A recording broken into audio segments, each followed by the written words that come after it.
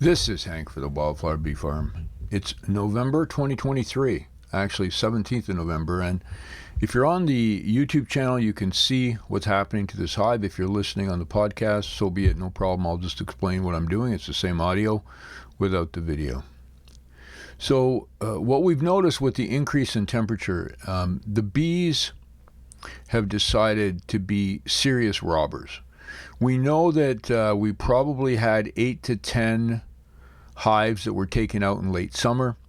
And we also see that right now, in the past probably 2 weeks, 10 hives have been taken out by robbers again.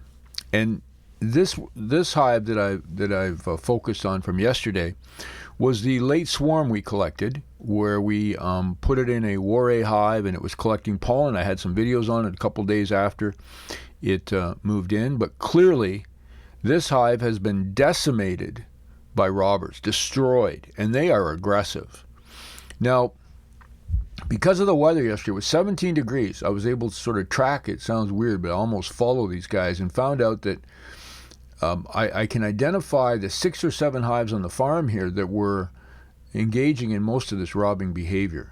And I'm going to keep track of them and also the lessons we've learned from what hives have survived. I expect to go into the winter with about 20 hives and hopefully come out with 10 that we can then split, including 3 that would be going into their 4th year treatment-free. So I think if we can get through this winter and have enough hives to meaningfully split, we will be in a position to move forward with our strain of bees. The puzzling aspect of what's happening now is the warm weather seems to have crossed over between winter bees and regular foragers. There are some of our hives that appear to have both. Some of our hives appear to be acting as if it's the middle of the summer.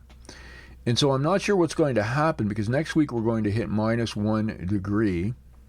But I can tell you some of the lessons we've learned again this year, which I don't want you to generalize to your situation, but I want you to understand that this is where I'm kind of going with what we're going to do here on the farm.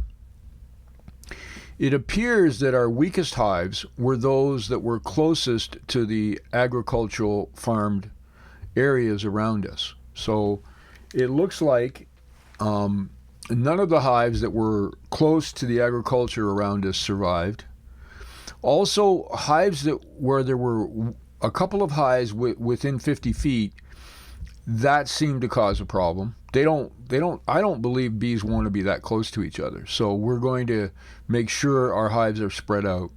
The third thing, hives appear to really want sunlight. Now that's Seeley talks about that. Even the hives in the forest, the best ones are on sort of the border of the forest, so that there still is ample amount of sun. And then the other part I'm sort of investigating, because we had so many losses, it's hard to, pinpoint on this, but none of the sensor hives survived either. So I don't know if it has anything to do with that type of, cellular wave or whatever. We're just going to keep a close eye on that and obviously not put sensors in to some of the hives that, for any hives for a while, just to see if that makes any difference. So that's kind of where I'm at with things on the farm here. I think it's important to realize that this is just our experience. Don't generalize from this.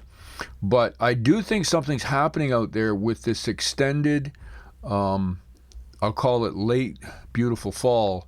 We're now into November 17th, and it's finally gotten colder today. So I'll keep track and keep reporting back to you. But that's the story of these decimated hives, these hives that were destroyed. And I had to tell you, I know it's part of the program, but it's tough to watch.